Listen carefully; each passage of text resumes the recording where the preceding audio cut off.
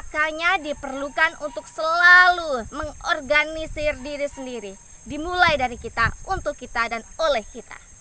Untuk satu cita-cita yang lebih baik dan ideal, makanya kita tidak boleh memilih sembarangan pemimpin. Boleh ada pemantik, boleh ada pemimpin baru, tapi pada dasarnya harus tersebar dan menjadi satu kesatuan, yaitu NKRI.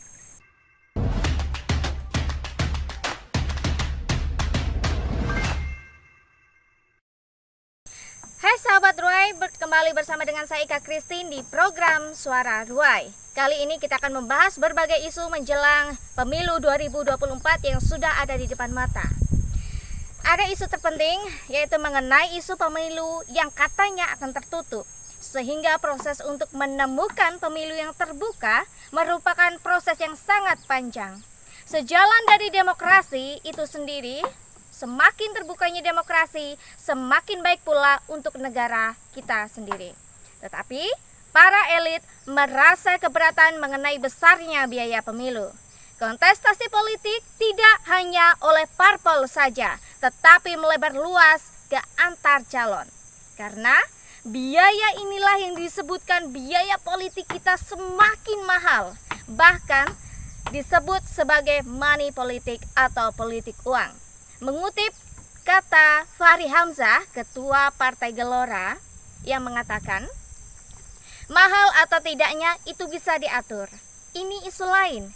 Mengorbankan sistem keterbukaan itu sangat berbahaya. Demokrasi memang mahal karena pertarungan antar head to head yang akhirnya harus mencari dana yang besar, kata Bang Fahri.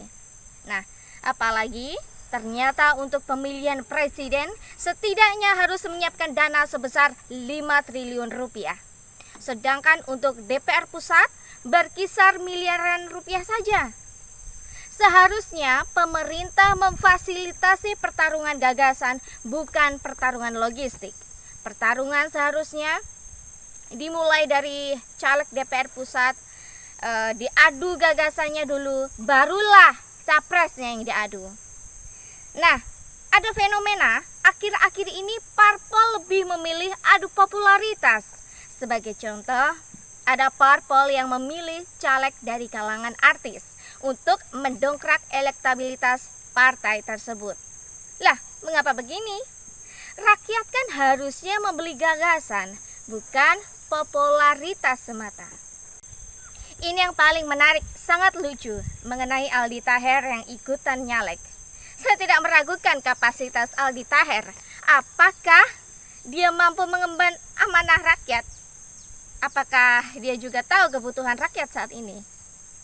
Mengenai isu pemilu yang akan diadakan terbuka ataupun tertutup, itu memang sudah terlampau lewat. Tapi yang harus digarisbawahi adalah demokrasi kita ada di tangan rakyat. Jadi adalah penting untuk memahami demokrasi kita dulu menjelang pemilu 2024 mendatang. Ada yang berpendapat bahwa di era Pak Jokowi ini merupakan era yang anti kritik dan sebagainya. Tapi yang saya tahu, banyak komika kita yang merosting para menterinya. Misalnya nih, Menteri Pak Erick Thohir mengundang komika untuk merostingnya. Konten ini pun juga merupakan kritik untuk pemerintah, tapi bukan untuk menjatuhkan pemerintah, melainkan untuk sama-sama sadar untuk membangun demokrasi kita ini. Saya akui, di era Pak Jokowi ini, semua orang boleh berbicara, mengutarakan pendapatnya. Di era sebelumnya sih, kalau tidak disomasi, ya berakhir di penjara. Kembali mengutip perkataan Fahri Hamzah di salah satu podcast yang berkata, negara harus menghormati rakyat karena rakyat adalah orang tua, kata Bang Fahri. Nah, makanya diselenggarakanlah pemilu secara terbuka karena kedaulatan ada di tangan rakyat. Apapun kelebihan dan kekurangannya. Nah, di sistem tertutup ini calon dipilih oleh partai, sedangkan sistem terbuka dipilih langsung oleh rakyat sendiri. Ada 3 hal yang sangat penting di negara kita ini, yaitu mengenai konstitusi, institusi, dan politisi. Saya akan mencoba menjelaskan sedikit Yang pertama, konstitusi ini tidak bisa dirubah, hanya MPR yang bisa merubah dan menetapkan. Sedangkan institusi ini lahir dari konstitusi yang tidak juga dapat dirubah. Keduanya ini landasan dan sistem utama dari negara kita, Indonesia. Nah, yang bisa dirubah hanyalah politisi. Inilah mengapa harus diadakan pemilu selama 5 tahun sekali, yang bisa merubah gagasan dan pemikiran menjadi kerja nyata membangun bangsa kita. Saya yakin kontestasi politik di tahun 2024 mendatang akan melahirkan orang-orang yang baik, yang mampu mengemban amanah rakyat. Saya sarankan untuk kita bisa memilih caleg dan capres yang baik dan jujur, yang mampu mempersatukan bangsa, membangun infrastruktur dan keadaan di bangsa kita saat ini, dan lain sebagainya. Masyarakat kita pada saat ini sudah disuguhkan beberapa nama-nama capres beserta caleg. Tapi yang menjadi masalahnya, apakah rakyat sudah tahu hasil kerja dan rekam jejaknya? Hati-hati dalam memilih pemimpin, jangan gerusa-gerusu, kata Pak Presiden Jokowi. Nah, harapan saya di pemilu 2024 nanti jangan lagi menjual rasa takut. Karena jika kembali menjual rasa takut seperti di Pilgub DKI 2017 lalu, hanya akan membuat kacau bangsa ini. Ada karena keterpaksaan, apalagi sengaja menebarkan teror. Karena yang ditugaskan untuk menjaga amanah rakyat adalah legislatif, bukan eksekutif. Ini terbalik. Eksekutif menegur legislatif ketika mengusut kasus korupsi BTS yang menelan anggaran sampai 8 triliun rupiah.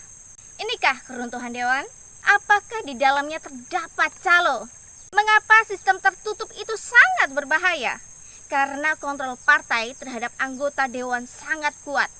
Mereka lebih mementingkan kepentingan mereka sendiri. Makanya, pemilu ini diselenggarakan secara terbuka kembali.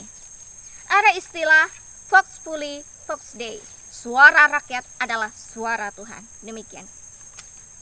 Kita harus kembali optimis. Pemilu ini akan merubah dari politik adu domba, bahkan politik identitas, menjadi pemilu dengan politik yang lebih humanis dan lebih presisi. Di antara 3 capres yang sudah disuguhkan saat ini, mari kita cari yang bermoral baik, cita-cita yang tinggi, yang memiliki harga diri, bekerja keras, bahkan yang mampu membakar semangat patriotisme rakyat. Jangan hanya menjual keturunan maupun agama. Ini juga tidak kalah penting mengenai threshold yang mengharuskan 20% dari parpol, bukan dari kalangan rakyat. Tidak boleh ada threshold. Nah, menurut undang-undang konstitusi kita, harusnya orang Papua bisa mencalonkan, orang Padang bisa mencalonkan, orang Sulawesi, orang Miangas, bahkan dan lain sebagainya.